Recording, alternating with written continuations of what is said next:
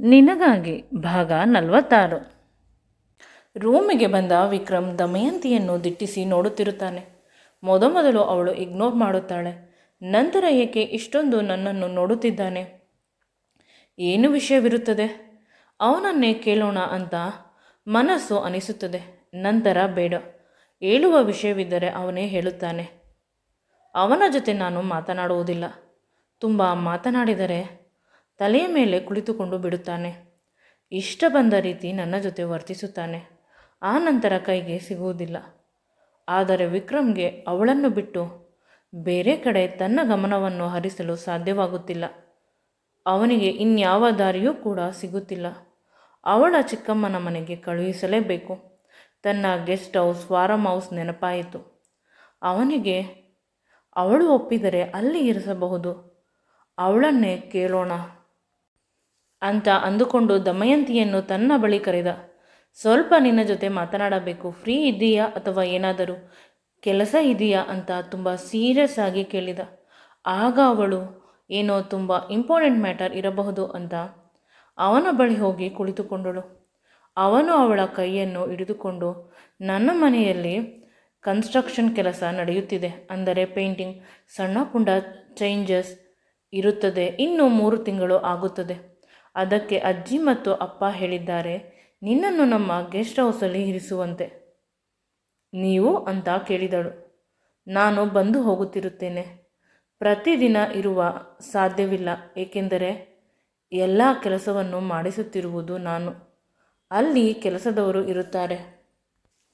ನಿನಗೆ ಅಡಿಗೆ, ತಿಂಡಿ, ಊಟ ಎಲ್ಲ ಮಾಡಿಕೊಡುತ್ತಾರೆ. ಏನೂ ಕೆಲಸವಿರುವುದಿಲ್ಲ. ಆರಾಮವಾಗಿ TV ನೋಡಿಕೊಂಡು ಇರಬಹುದು. ನಾನು ಒಬ್ಬಳೇ. ನನಗೆ ಭಯವಾಗುತ್ತದೆ. ಕೆಲಸದವರು ಹೊಸಬರು, ಅವರೆಲ್ಲ ಹೇಗೆ ಇರುತ್ತಾರೆ? ನೀವು ನನ್ನ ಜೊತೆ ಇದ್ದರೆ ಇರುತ್ತೇನೆ.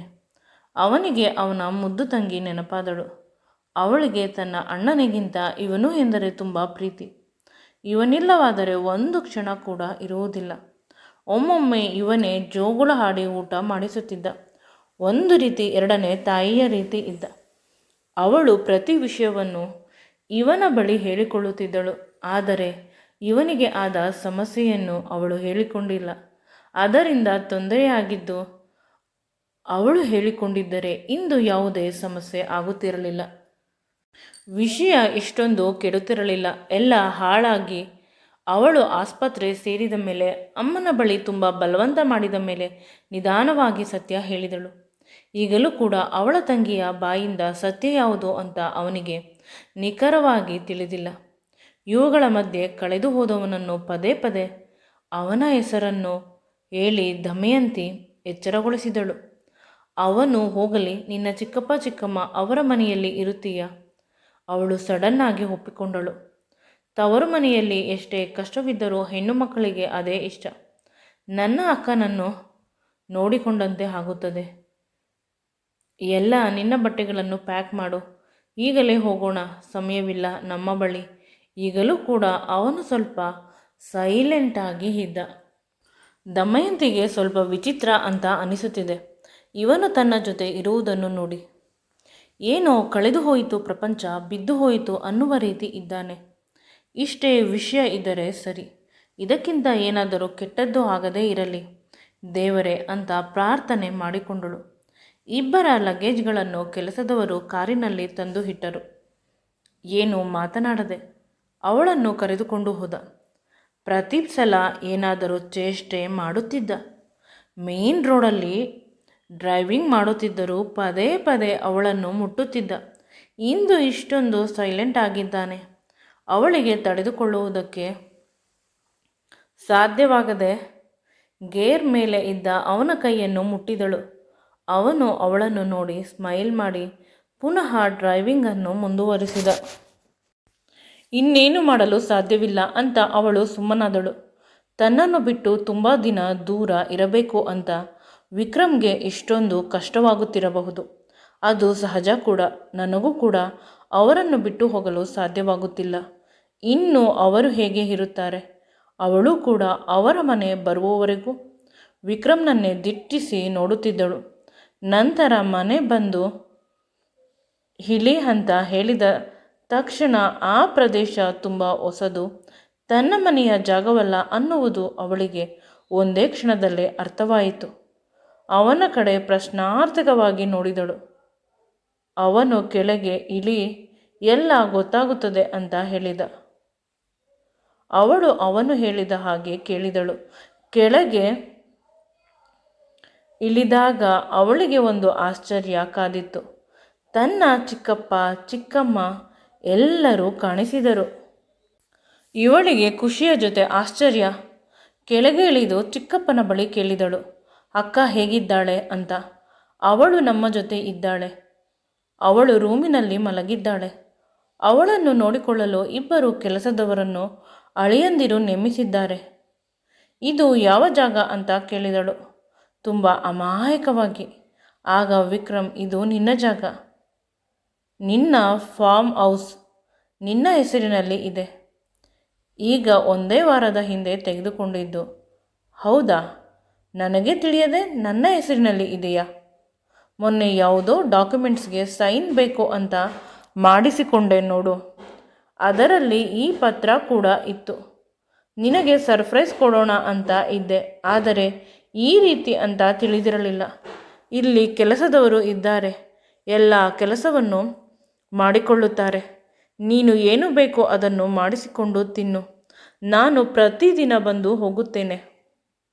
ಏನೇ ಬೇಕಾದರೂ ನನಗೆ ಫೋನ್ ಮಾಡು, ಇಲ್ಲವಾದರೆ ಅಪ್ಪನ ನಂಬರ್ಗೆ ಕಾಲ್ ಮಾಡು. ಗಿರಿಯ ನಂಬರನ್ನು ಕೂಡ ಕಳಿಸುತ್ತೇನೆ. ಫ್ಯಾಮಿಲಿ ಡಾಕ್ಟರ್ ನಂಬರ್ ಕೂಡ ನಿನಗೆ ಕಳಿಸುತ್ತೇನೆ ಅಂತ ಹೇಳಿದ. ಇದೆಲ್ಲ ಹೇಳಬೇಕಾದರೆ ಅವಳ ಕಣ್ಗಳು ತುಂಬಿ ಬಂತು. ತನಗೆ ತಿಳಿಯದೆ ತನಗೆ ಇಷ್ಟೊಂದು ಉಪಕಾರ ಮಾಡಿದ್ದಾರೆ, ಅದಕ್ಕೂ ಮೀರಿ ಅವರು ನನ್ನನ್ನು ಬಿಟ್ಟು ದೂರ ಹೊರಟು ಹೋಗುತ್ತಿದ್ದಾರಾ? ಅಥವಾ ಅವರ ಮನೆಯಲ್ಲಿ ಸಮಸ್ಯೆ ಇದೆಯಾ? ಇವಳಿಗೆ ಕನ್ಫ್ಯೂಷನ್ ಜಾಸ್ತಿ ಆಯಿತು. ಅವನಿಗೆ ಪದೇ ಪದೇ ಫೋನ್ ಬರುತ್ತಿದೆ. ಅವರ ಅಮ್ಮನಿಂದ. ಅವನು ಫೋನ್ ಕಟ್ ಮಾಡಿದ. ನಂತರ ಮೆಸೇಜ್ ಮಾಡಿದ್ದಾರೆ, ತಂಗಿಗಿಂತ ನಿನಗೆ ಹೆಂಡತಿ ಹೆಚ್ಚ? ಈಗ ಬಂದಿಲ್ಲವಾದರೆ ನೀನೆಂದು ಬರಬೇಡ, ನಮಗೆ ಮುಖ ತೋರಿಸಬೇಡ ಅಂತ ಮೆಸೇಜ್ ಕಳಿಸಿದರು. ಅವನಿಗೆ ದುಃಖ ಜಾಸ್ತಿ ಆಯಿತು. ಕಣ್ಣುಗಳು ತುಂಬಿಕೊಂಡವು. ಇನ್ನೇನು ಅಳುತ್ತಾನೆ ಅಂತ ಅನಿಸಿತು. ವಿಕ್ರಮ್ ದಮಯಂತಿಯ ಚಿಕ್ಕಪ್ಪ ಚಿಕ್ಕಮ್ಮನ ಬಳಿ ಹೋಗಿ, ಇವಳನ್ನು ತುಂಬ ಹುಷಾರಾಗಿ ನೋಡಿಕೊಳ್ಳಿ, ಯಾವ ಕೆಲಸವನ್ನು ಮಾಡಿಸಬೇಡಿ, ಏನೇ ಸಹಾಯ ಬೇಕಾದರೂ ಒಂದೇ ಒಂದು ಫೋನ್ ಮಾಡಿ ಅಂತ ಹೇಳಿದ. ನಂತರ ತನ್ನ ಪಾಕೆಟ್ನಲ್ಲಿದ್ದ ಅಷ್ಟು ದುಡ್ಡನ್ನು ತೆಗೆದುಕೊಂಡ. ಕಂತೆ ದುಡ್ಡಿತ್ತು. ಅದನ್ನು ಅವರ ಚಿಕ್ಕಪ್ಪನ ಕೈಗೆ ಇಟ್ಟು, ಅವಳಿಗೆ ಒಂದೇ ಒಂದು ಸೊಳ್ಳೆ ಕೂಡ ಕಚ್ಚಬಾರದು, ಅಷ್ಟು ಚೆನ್ನಾಗಿ ನೋಡಿಕೊಳ್ಳಬೇಕು ಅಂದ. 2-3 ಸಾರಿ ಹೇಳಿದ. ಅವರ ಚಿಕ್ಕಮ್ಮನ ಕಡೆ ನೋಡಿ ಹೇಳಿದ, ಮೊದಲಿನಿಂದಲೂ ನೀವು ಅವಳಿಗೆ ತೊಂದರೆ ಕೊಡುತ್ತಿದ್ದೀರಾ ಅಂತ ಎಲ್ಲರಿಗೂ ಗೊತ್ತು. ಇನ್ನು ಮುಂದೆ ಅವಳಿಗೆ ಸ್ವಲ್ಪ ಏನಾದರೂ ತೊಂದರೆ ಮಾಡಿದ್ದೀರಾ ಅನ್ನುವ ವಿಷಯ ಗೊತ್ತಾದರೆ ಅಂತ ಏನೋ ಹೇಳಲು ಹೋದ. ಆಗ ಆ ರೀತಿ ಏನೂ ಆಗುವುದಿಲ್ಲ, ನೀವು ಚಿಂತಿಸಬೇಡಿ, ಅವಳನ್ನು ನನ್ನ ಮಗಳಿಗಿಂತ ಹೆಚ್ಚಾಗಿ ನೋಡಿಕೊಳ್ಳುತ್ತೇನೆ. ನನ್ನ ಮಗಳ ಆರೋಗ್ಯಕ್ಕಾಗಿ ಅಷ್ಟೊಂದು ಸಹಾಯ ಮಾಡುತ್ತಿದ್ದೀರಾ, ಇನ್ನು ನಿಮ್ಮ ಪ್ರೀತಿಯ ಹೆಂಡತಿಯನ್ನು ನಾನು ಚೆನ್ನಾಗಿ ನೋಡಿಕೊಳ್ಳುವುದಿಲ್ಲವೇ ಅಂತ ಮಾತನಾಡಿದಳು. ಅವನು ಅವಳಿಗೆ ಬರುತ್ತೇನೆ ಅಂತ ಹೇಳಿ ಅಲ್ಲಿಂದ ಹೋಗುತ್ತಿದ್ದ. ಸ್ವಲ್ಪ ದೂರ ಹೋದ ಮೇಲೆ ಹಿಂದೆ ತಿರುಗಿ ನೋಡಿದ. ಅವಳು ಅಳುತ್ತಿದ್ದಳು. ಇವನ ಕಣ್ಣುಗಳಲ್ಲೂ ಕೂಡ ನೀರು ಬರುತ್ತಿತ್ತು. ಇನ್ನು ಏನಾದರೂ ಪುನಃ ಅವಳ ಹತ್ತಿರ ಹೋದರೆ ಅವಳ ಕಣ್ಣೀರನ್ನು ನಿಲ್ಲಿಸಲು ಸಾಧ್ಯವಾಗುವುದಿಲ್ಲ ಅಂತ ಇನ್ನೇನು ತಿರುಗಿ ಹೋಗಬೇಕು ಅಂತ ಅಂದುಕೊಳ್ಳುತ್ತಾನೆ. ಅಷ್ಟರಲ್ಲಿ ಅವಳು ಓಡಿ ಬಂದು ಹಿಂದೆಯಿಂದ ಅವನನ್ನು ಗಟ್ಟಿಯಾಗಿ ತಬ್ಬಿಕೊಳ್ಳುತ್ತಾಳೆ. ಜೋರಾಗಿ ಅಳುತ್ತಿರುತ್ತಾಳೆ. ಪ್ಲೀಸ್ ನನ್ನನ್ನು ಬಿಟ್ಟು ಹೋಗಬೇಡಿ, ಐ ಲವ್ ಯು ಅಂತ ಹೇಳುತ್ತಾಳೆ. ಈಗ ಅವಳು ಅವನು ತುಂಬ ಸಮಯದಿಂದ ಕೇಳುತ್ತಾ ಇದ್ದಿದ್ದನ್ನು ಹೇಳಿದ್ದಾಳೆ. ಆದರೂ ಕೂಡ ಅವನಿಗೆ ಖುಷಿ ಆಗುತ್ತಿಲ್ಲ, ಕುಣಿಯಬೇಕು ಅಂತ ಅನಿಸುತ್ತಿಲ್ಲ. ಬದಲಿಗೆ ಇನ್ನೂ ದುಃಖವಾಗುತ್ತಿದೆ. ಅವಳನ್ನು ಬಿಟ್ಟು ಹೋಗುತ್ತಿದ್ದಾನೆ. ಅಲ್ಲಿ ತಂಗಿ ಇವಳ ಬಗ್ಗೆ ಏನು ಚಾಡಿ ಹೇಳುತ್ತಾಳೆ. ಇವಳನ್ನು ನಾನೆಂದೂ ಕೂಡ ದ್ವೇಷ ಮಾಡಲು ಸಾಧ್ಯವೇ ಇಲ್ಲ. ಇವಳನ್ನು ದ್ವೇಷ ಮಾಡಿದರೆ ನನ್ನನ್ನು ನಾನೇ ದ್ವೇಷ ಮಾಡಿದಂತೆ. ನನ್ನ ಬದುಕು ಇನ್ನೂ ಮುಗಿದು ಹೋಗುತ್ತದೆ. ತಂಗಿಯ ಕಡೆ ಹೋಗಲ್ಲ, ನನ್ನನ್ನು ಪ್ರೀತಿಸುವ, ನನ್ನ ಬದುಕಾಗಿರುವ, ನನ್ನ ಆರಾಧ್ಯ ದೈವ, ನನ್ನ ಹೆಂಡತಿಯ ಬಳಿ. ಅವನಿಗೆ ಇನ್ನೂ ಕೂಡ ಕಣ್ಣೀರು ಜಾಸ್ತಿ ಆಯಿತು. ಅವಳಿಗೆ ತಿಳಿಯದೆ ಒರೆಸಿಕೊಳ್ಳುತ್ತಿದ್ದಾನೆ. ನಂತರ ಅವಳು ತನ್ನ ಅಪ್ಪುಗೆಯನ್ನು ಇನ್ನೂ ಗಟ್ಟಿ ಮಾಡಿದಳು. ಪದೇ ಪದೇ I love you Vikram, I love you Vikram ಹೇಳುತ್ತಿದ್ದಾಳೆ. ಪ್ಲೀಸ್ ನನ್ನನ್ನು ಬಿಟ್ಟು ಹೋಗಬೇಡಿ ಅಂತ ಅಳುತ್ತಿದ್ದಾಳೆ. ಏದುಸಿರನ್ನು ಬಿಡುತ್ತಾ ತಿರುಗಿ ಹೇಳುತ್ತಾನೆ, ಚಿನ್ನ, ಬಹಳ ಬೇಗ ಬಂದು ಬಿಡುತ್ತೇನೆ. ನಿನ್ನನ್ನು ನೋಡದೆ ನನಗೆ ಇರಲು ಸಾಧ್ಯವಿಲ್ಲ. ಮನೆಯಲ್ಲಿ ಸ್ವಲ್ಪ ಸಮಸ್ಯೆ ಇದೆ. ನಿನಗೆ ಹೇಳಿದೆ ಅಲ್ಲವೇ, ಆಲ್ಟ್ರೇಷನ್ ಇದೆ. ಈ ಸಂದರ್ಭದಲ್ಲಿ ನೀನು ನಮ್ಮ ಮನೆಯಲ್ಲಿ ಇದ್ದರೆ ನಮ್ಮ ಮಗುವಿಗೆ ತೊಂದರೆ ಆಗುತ್ತದೆ. ರಿಸ್ಕ್ ಯಾಕೆ? ವಿಡಿಯೋ ಕಾಲ್ ಮಾಡುತ್ತೇನೆ, ಪದೇ ಪದೇ ಫೋನನ್ನು ನಿನ್ನ ಬಳಿಯೇ ಇಟ್ಟುಕೋ. ಚೆನ್ನಾಗಿ ಊಟ ಮಾಡು. ನಾನು ಇಲ್ಲ ಅಂತ ಯೋಚಿಸಬೇಡ. ನನ್ನ ಮಗುವಿಗೆ ತೊಂದರೆ ಮಾಡಬೇಡ. ಅವನನ್ನು ಚೆನ್ನಾಗಿ ನೋಡಿಕೋ ಅಂತ ಹೇಳಿದಳು. ಅವನನ್ನು ಅಂದರೆ ನನ್ನ ಮಗುವನ್ನು. ಅವಳಿಗೆ ಏನು ಹೇಳಬೇಕು ಅಂತ ತಿಳಿಯಲಿಲ್ಲ. ಅವಳು ಈಗಲೂ ಕೂಡ ಕಣ್ಣೀರು ಹಾಕುತ್ತಿದ್ದಾಳೆ. ಕಣ್ಣಿನ ಕಾಜಲ್ ಸಂಪೂರ್ಣವಾಗಿ ಅಳಿಸಿ ಹೋಗಿದೆ. ತಲೆ ಕೂದಲು ಅಸ್ತವ್ಯಸ್ತವಾಗಿದೆ. ಇದೇ ಮೊದಲ ಬಾರಿ ಅವಳು ಒಬ್ಬರಿಗಾಗಿ ಇಷ್ಟೊಂದು ಬೇಡಿಕೊಳ್ಳುತ್ತಿರುವುದು. ಯಾಕೆಂದರೆ ಅವಳಿಗೆ ಅವಳ ಸ್ವಂತ ಅಂತ ಯಾರೂ ಇರಲಿಲ್ಲ. ನಿಮ್ಮ ಜೊತೆ ಇರುವುದು ನನಗೆ ಅಭ್ಯಾಸವಾಗಿ ಬಿಟ್ಟಿದೆ. ನೀವು ಇಲ್ಲದೇ ಇರಲು ಸಾಧ್ಯವಿಲ್ಲ. ಇಡೀ ಪ್ರಪಂಚದಲ್ಲಿ ಯಾರೂ ಬೇಡ, ನೀವಿದ್ದರೆ ಸಾಕು ಅಂತ ಅನಿಸುತ್ತದೆ. ಪ್ಲೀಸ್, ನಾನು ಬರುತ್ತೇನೆ. ನಾನು ತುಂಬ ಸ್ಟ್ರಾಂಗ್. ಅಲ್ಲಿ ಏನೇ ಆಗಲಿ ನಮ್ಮ ಮಗುವಿಗೆ ಯಾವುದೇ ತೊಂದರೆ ಆಗುವುದಿಲ್ಲ. ಚಿಕ್ಕ ಮಕ್ಕಳು ಹಠ ಮಾಡುವ ರೀತಿ ಹಠ ಮಾಡುತ್ತಿದ್ದಾಳೆ. ಇವನಿಗೆ ಅವಳನ್ನು ಬಿಟ್ಟು ಹೋಗುವುದು ಒಂದು ಕಷ್ಟವಾದರೆ ಅವಳನ್ನು ಸಮಾಧಾನ ಮಾಡುವುದು ಇನ್ನೂ ಕಷ್ಟ. ಅವಳು ಅವನಿಗಿಂತ ಹೆಚ್ಚಾಗಿ ಅವನನ್ನು ಪ್ರೀತಿಸುತ್ತಿದ್ದಾಳೆ. ಇಂಥವಳನ್ನು ಹೇಗೆ ನನ್ನಿಂದ ದೂರ ಇಟ್ಟು ನಾನು ಹೋಗುವುದು? ಅವನಿಗೆ ಅರ್ಥವಾಗಲಿಲ್ಲ. ಅಲ್ಲೇ ಇದ್ದ ಚೇರಿನಲ್ಲಿ ಕುಳಿತುಕೊಂಡ. ಅವಳು ಅವನ ತೊಡೆಯ ಮೇಲೆ ಕುಳಿತುಕೊಂಡಳು. ಆಗ ಇದನ್ನೆಲ್ಲ ನೋಡಿದ ಅವರ ಚಿಕ್ಕಪ್ಪ ಚಿಕ್ಕಮ್ಮ ಕೆಲಸದವರೆಲ್ಲ ಮನೆ ಒಳಗಡೆ ಹೋದರು. ಗಂಡ ಹೆಂಡತಿಗೆ ಪ್ರೈವಸಿ ಇರಲಿ ಅಂತ. ಮೊದಲು ಇವನೇ ಅವಳನ್ನು ತನ್ನ ತೊಡೆಯ ಮೇಲೆ ಕೂರಿಸಿಕೊಳ್ಳುತ್ತಿದ್ದ. ಆದರೆ ಈಗ ಅವಳೇ ಕುಳಿತುಕೊಂಡಳು ಅವನ ತೊಡೆಯ ಮೇಲೆ. ಅವನ ಎರಡೂ ಕೈಗಳನ್ನು ತನ್ನ ಸೊಂಟ ಬಳಸಿ ಹಿಡಿದುಕೊಳ್ಳುವಂತೆ ಹೇಳಿದಳು. ಅವನು ಅದೇ ರೀತಿ ಮಾಡಿದ. ನಿಜ ಹೇಳಿ, ಕೇವಲ ಮನೆ ಆಲ್ಟ್ರೇಷನ್ ವಿಷಯ ಅಥವಾ ಬೇರೆ ಏನಾದರೂ ವಿಷಯ ಇದೆಯಾ? ನೀವು ನಾರ್ಮಲ್ ಆಗಿ ಇಲ್ಲ. ಇಡೀ ಪ್ರಪಂಚವೇ ಕೆಳಗೆ ಬಿದ್ದು ಹೋಯಿತು, ಇನ್ನೇನು ಇಲ್ಲವೇ ಇಲ್ಲ ಅನ್ನುವ ರೀತಿ ಆಡುತ್ತಿದ್ದೀರಾ ಅಂತ ಕೇಳಿದಾಗ ಅವನು, ನಿಜವಾಗಲೂ ಚಿನ್ನು, ಇನ್ನೇನೂ ಇಲ್ಲ. ಪದೇ ಪದೇ ಕೇಳಿದ್ದನ್ನೇ ಕೇಳುತ್ತೀಯ. ನಿನ್ನನ್ನು ಬಿಟ್ಟು ನನ್ನ ಕೈಯಲ್ಲಿ ಇರಲು ಆಗುವುದಿಲ್ಲ, ಅದು ನಿನಗೂ ಗೊತ್ತು. ಮತ್ತೆ ನೀನು ಹತ್ತರೆ ನಾನು ಹೇಗೆ ಹೋಗಲಿ? ತನ್ನ ಸಮಸ್ಯೆಯನ್ನು ಹೇಳಿದ. ಮನೆ ಪ್ರಾಬ್ಲಮ್ ಸರಿ ಹೋದ ಮೇಲೆ ನಾನು ಮತ್ತು ನೀನು ಫಾರಿನ್ ಟ್ರಿಪ್ ಹೋಗೋಣ. ಮಗುವನ್ನು ಬೇಕಾದರೆ ಅಜ್ಜಿಯ ಬಳಿ ಬಿಟ್ಟು. ಪ್ರಾಮಿಸ್ ಅಂತ ಹೇಳಿದಳು. ನಿಜವಾಗಲೂ? ಈಗ ನನಗೆ ಹೋಗಲು ತೊಂದರೆ ಮಾಡಬೇಡ. ಆಗಿನಿಂದ ವರ್ಕರ್ಸ್ ಕಾಲ್ ಮಾಡುತ್ತಿದ್ದಾರೆ. ಅವಳು ಅವನ ತೊಡೆಯ ಮೇಲಿಂದ ಎದ್ದಳು. ತಾನು ಪಕ್ಕದಲ್ಲಿ ಇದ್ದರೆ ತನ್ನನ್ನು ಎಳೆದುಕೊಂಡು ಮುದ್ದಿಸುತ್ತಿದ್ದ. ಇಂದು ಅವನ ತೊಡೆಯ ಮೇಲೆ ಕುಳಿತಿದ್ದರೂ ಕೂಡ ಒಂದು ಮುತ್ತು ಕೊಟ್ಟಿಲ್ಲ. ಕೋಪ ಮಾಡಿಕೊಳ್ಳುವುದರಿಂದ ಉಪಯೋಗವಿಲ್ಲವೇನೋ ಅಂತ ಸುಮ್ಮನಾದಳು. ಅಷ್ಟರಲ್ಲಿ ಅವನು ಅವಳ ಕೆನ್ನೆಗೆ ಮುತ್ತು ಕೊಟ್ಟ. ಅವಳ ಕನ್ಫ್ಯೂಷನ್ ದೂರವಾಯಿತು.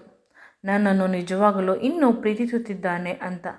ಬರುತ್ತೇನೆ ಸಂಜೆ, ಆದರೆ ಇಲ್ಲವಾದರೆ ನಾಳೆ ಬೆಳಿಗ್ಗೆ ಬ್ರೇಕ್ಫಾಸ್ಟ್ಗೆ ಇಲ್ಲೇ ಬರುತ್ತೇನೆ ಅಂತ ಹೇಳಿದ.